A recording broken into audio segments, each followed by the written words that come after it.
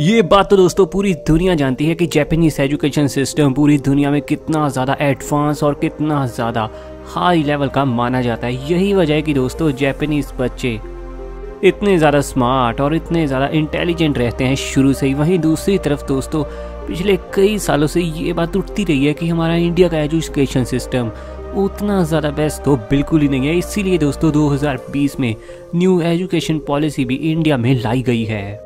लेकिन क्या हमारी new education policy Japanese education policy की तरह बहुत ही ज़्यादा कमाल और बढ़िया होगी, ये तो आने वाला समय बताएगा। लेकिन उससे पहले दोस्तों आज की इस बेहद ही खास और स्पेशल वीडियो में हम इंडियन एजुकेशन सिस्टम को और जापानीज एजुकेशन सिस्टम को आपस में पूरी तरह से कंपेयर करने वाले हैं। इस वीडियो में दोस्तों हम इन दोनों ही कमाल के देशों के एजुकेशन सिस्टम को कई खास क्राइटेरिया के हिसाब से आपस में पूरा कंपेयर करने वाले हैं। तो वीडियो में यार आखिर तक बने रहना और अभी से अपनी कोल्ड ड्रिंक पॉपकॉर्न सब कुछ तैयार रखो।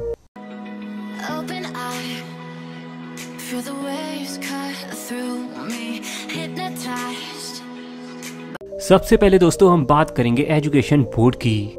पहले दोस्तों अगर जापान की बात करें तो पूरे देश में आपको सिर्फ एक एजुकेशन बोर्ड देखने को मिलेगा। इसी से पता चलता है कि जापानीज लोगों की सोच कितनी ज़्यादा क्लियर और कितनी ज़्यादा हाई लेवल की है। उन्होंने सिर्फ दोस्तों एक ही एजुकेशन बोर्ड बनाया ताकि जापान का हर बच्चा एकदम सेम स्टडी कर पाए, ताकि बच्चों का माइंड सेट पूरी तरह से इक्वल रहे और जापान का ऐसा ना हो कि कोई बच्चा बहुत ही हाई लेवल की स्टडी करे तो वहीं कोई बच्चा बहुत ही लो लेवल की। जापान के दोस्तों इस एजुकेशन बोर्ड का नाम है MEXT, जिसका फुल फॉर्म है the ministry of education, culture, sports, science and technology. इस एक बोर्ड के चलते जापान के दोस्तों कोई भी सिटी क्यों ना हो या फिर कोई भी टाउन क्यों ना हो, हर जगह आपको एक ही तरह की पढ़ाई देखने को मिलेगी। तो चाहे जापान का कोई बच्चा छोटे गांव में ही क्यों ना पढ़ता हो, तो वहीं दूसरी तरफ अगर कोई बच्चा बड़ी सिटी में पढ़ता हो, लेकिन उन दोनों की स्टडी दोस्तों पूरी तरह से सेम होगी। तो वहीं दोस्तों दूसरी तरफ हमारे इंडिया में आपको बहुत सारे एजुकेशन बोर्ड देखने को मिलेंगे, जैसे कि CBSE बोर्ड, ICSE बोर्ड। इसके अलावा हर स्टेट का अलग से दोस्तों बोर्ड हमारे देश में आपको देखने को मिलेगा। जैसे दोस्तों पंजाब में पंजाब बोर्ड, यूपी के अंदर आपको यूपी बोर्ड देखने को मिलेगा, तो वहीं बिहार में बिहार बोर्ड देखने को मिलेगा। और इन्हीं अलग बोर्ड्स के चलते दोस्तों हमारा इंडिया पूरी तरीके से स्टडी में अलग अलग बांटा जाता है, जिसके चलते पूरे देश में एक स्टडी प्रणाली, एक शिक्षा प्रणाली बिल्कुल भी नहीं चल पाती। यही वजह है कि दोस्तों जापान में आपको लिटरेसी रेट पूरा 99% देखने को मिलेगा, तो इंडिया में ये 75% के आसपास ही है। और इसके अलावा दोस्तों हर स्टेट में हर बोर्ड के हिसाब से वहाँ की लैंग्वेज में ही ज़्यादातर सब्जेक्ट्स पढ़ाए जाते हैं, जिसके चलते अगर कोई बच्चा एक स्टेट से दूसरी स्टेट में बाद में पढ़ने जाए तो उसको काफ़ी ज़्यादा प्रॉब्लम फेस करनी पड़ती है, लैंग्वेज के चलते भी और वहाँ की स्टडी के चलते भी, क्योंकि उसका बोर्ड पूरे तरीके से चेंज होता है। लेकिन जापान में दोस्तों ऐसा बिल्कुल भी नहीं है। आप चाहे गांव में जाएं तो चाहे गांव से बाद में किसी बड़े शहर में आपको वही स्टडी वहाँ पर मिल जाएगी बिल्कुल कंफर्टेबली। हालांकि दोस्तों इसका आपको एक बहुत बड़ा बेनिफिट ये भी मिल सकता है कि इंडिया में इतनी ज़्यादा लैंग्वेज होने के चलते अगर आप बिल्कुल फोकस के साथ स्टडी करें तो आप बहुत सारी लैंग्वेज में महारत भी हासिल कर सकते हैं। वहीं दूसरी तरफ जापान में दोस्तों आपको इतनी ज़्यादा लैंग्वेजेस पढ़ने का मौका बिल्कुल नहीं मिलता। और शायद यही वजह है कि इंडिया के ज़्यादातर स्टूडेंट्स को मेनली 3 लैंग्वेजेस आती ही हैं। एक दोस्तों उसकी स्टेट लैंग्वेज, दूसरी हिंदी और तीसरी इंग्लिश। चलिए दोस्तों अब थोड़ा हम ज़रा बात करेंगे लिटरेसी रेट के ऊपर। जापान की दोस्तों लिटरेसी रेट देखें तो ये 99 और 55% के आसपास है। लेकिन अगर हम इसे लॉजिकली माने तो दोस्तों ये आप 100% यानी पूरे ही जापानीज लोग हाईली एजुकेटेड माने जा सकते हैं। लेकिन वहीं दूसरी तरफ हमारे भारत की दोस्तों जो लिटरेसी रेट है वो है 74.04%, जिससे हमें पता चलता है कि 25 से 26 लोग तो 100 के पीछे ही इंडिया में आपको अनपढ़ देखने को मिलेंगे। यही वजह है कि दोस्तों इंडिया में जो नई नई फैसिलिटीज़ आती हैं ये लोग उनका अच्छे से फ़ायदा उठा ही नहीं पाते।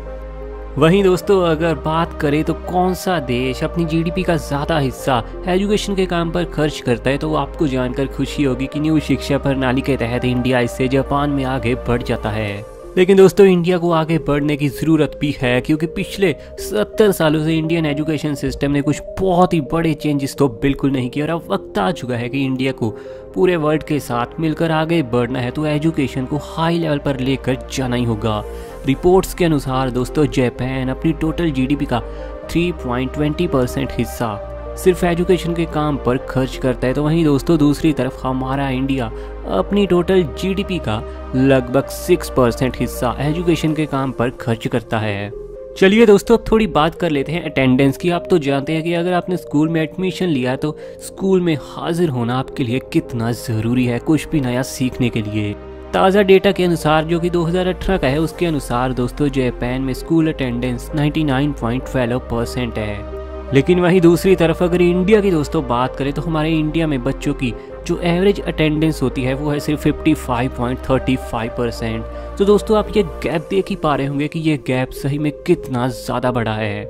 सीधे इससे समझ आता है कि इंडियन स्टूडेंट्स आधा समय तो पूरी तरह से छुट्टी में ही बिता देते हैं और स्कूल में कुछ जाकर नया सीखने का समय काफ़ी ज़्यादा कम निकाल पाते हैं, जिसकी बहुत बड़ी वजह है कि आज भी इंडिया में बहुत सारे लोगों को एजुकेशन की महत्वता के बारे में समझाया ही नहीं जाता और लोगों को शायद मोटिवेट भी करना चाहिए हर दिन स्कूल आने के लिए। अब थोड़ी दोस्तों हम बात करेंगे एजुकेशन स्टाइल के ऊपर। जापान में दोस्तों एजुकेशन स्टाइल सही में बहुत ही ज़्यादा यूनिक और बहुत ही ज़्यादा अलग से लेवल का है, इससे ही उनकी हाई लेवल की सोच का पता चलता है।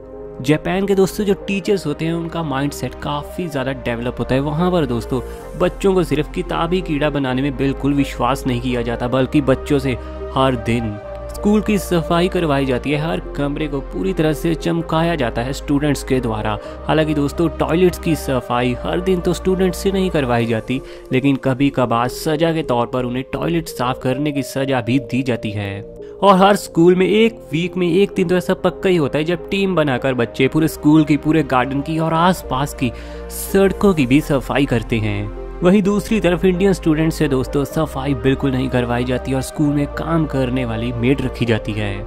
यही वजह कि दोस्तों आपको इंडियन स्कूल ज़्यादा गंदे देखने को मिलेंगे, क्योंकि स्टूडेंट्स को कोई फिक्र ही नहीं होती और वो बेकार में क्लासेस में गंदगी मचाते हुए आपको नजर आएंगे। लेकिन वहीं जापान में दोस्तों स्टूडेंट्स कभी भी खुद स्कूल को गंदा नहीं करते और ऊपर से सफाई भी वही करते हैं, जिसके चलते उनके अंदर बचपन से ही अच्छी आदतें डेवलप होना शुरू हो जाती हैं। और शायद यही वजह दोस्तों कि जापान आपको इतना ज़्यादा साफ सुथरा देखने को मिलेगा। तो वहीं इंडिया में आपको पता है स्वच्छ भारत अभियान चलाया तो गया, लेकिन आज तक भी इंडिया पूरी तरह से क्लीन तो देखने को नहीं मिला। चलिए दोस्तों अब थोड़ी बात करते हैं एटिकेट्स के ऊपर। ये तो आप जानते हैं कि दोस्तों जापान और साउथ कोरिया ये दो ऐसे देश हैं जहाँ के लोगों में आपको एटिकेट्स बहुत ही ज़्यादा कमाल के देखने को मिलेंगे। तो वहीं दोस्तों इंडिया हमारे देश को वैसे तो बहुत ही ज़्यादा वेलकमिंग माना जाता है, लेकिन इंडिया के लोगों में आपको एटिकेट्स बहुत ही ज़्यादा बढ़िया देखने को तो नहीं मिलेंगे, खास तौर पर जापानीज लोगों की तरह। लेकिन इसकी दोस्तों एक बहुत बड़ी वजह ये भी है कि जापान में बच्चों को 3 साल तक लगातार ये बात सिखाई जाती है कि आपको दूसरों के साथ कैसा बिहेव करना है और साथ ही एटिकेट्स के बारे में भी पूरे तरीके से सिखाया जाता है। वहीं दूसरी तरफ इंडिया में दोस्तों इस पर कभी बात ही नहीं होती। इंडिया में टीचर्स भी सिर्फ बच्चों को यही कहते हैं कि जो किताब में लिखा है वो पढ़ो और बाद में उसको रट कर टेस्ट दो। जो काफ़ी ज़्यादा दोस्तों लो लेवल की एजुकेशन है इंडिया की और काफ़ी ज़्यादा ओल्ड प्रणाली है। कई बार दोस्तों सर्विस में ये बात सामने आ चुकी है कि बच्चों को पहले 5 साल के अंदर जो सिखा दिया जाए वो ज़िंदगी भर उन्हीं आदतों को फॉलो करते हैं और इसी बात का फ़ायदा उठाते हैं जापानीज स्कूल। वहाँ पर बच्चों को पहले 5 साल के अंदर ही अच्छी एटिकेट सिखा दिए जाते हैं और समझा दिया जाता है कि दूसरों को रिस्पेक्ट देना कितना ज़्यादा ज़रूरी है। वहीं इंडिया में दोस्तों ऐसा बिल्कुल नहीं होता। चलिए दोस्तों अब आखिर में थोड़ी बात कर लेते हैं आफ्टर स्कूल। स्कूल ख़त्म होने के बाद दोस्तों इंडिया में बिल्कुल भीड़ चाल शुरू हो जाती है। जिस डिग्री या जिस कोर्स में किसी और को तरक्की हासिल हुई होती है, थोड़ा बंदा सक्सेसफुल हो जाए, तब सभी उसके दोस्त सभी लोग उसी डिग्री या कोर्स पर फोकस करना शुरू कर ही देते हैं। और आप तो जानते हैं दोस्तों इंडिया में सभी को गवर्नमेंट जॉब ही चाहिए, लेकिन जापान में आपको ऐसा बिल्कुल भी देखने को नहीं मिलेगा। वहाँ पर दोस्तों स्कूल की स्टडी खत्म होने के बाद आपको अपनी ग्रेजुएशन करने के बाद एक कॉलेज लीडरशिप का कोर्स आपके लिए पूरी तरह से कंपलसरी होता है, ताकि आपको लीडरशिप के पूरे गुण शुरू से ही पता चल सके। तो दोस्तों आपको क्या लगता है कि जापान का एजुकेशन सिस्टम सही में इतना ज़्यादा बढ़िया है कि क्या इंडिया को उससे काफ़ी कुछ सीखना चाहिए? कमेंट में यार ज़रूर बताना। ऐसी वीडियोस आगे भी आनी है तो चैनल सब्सक्राइब कीजिए।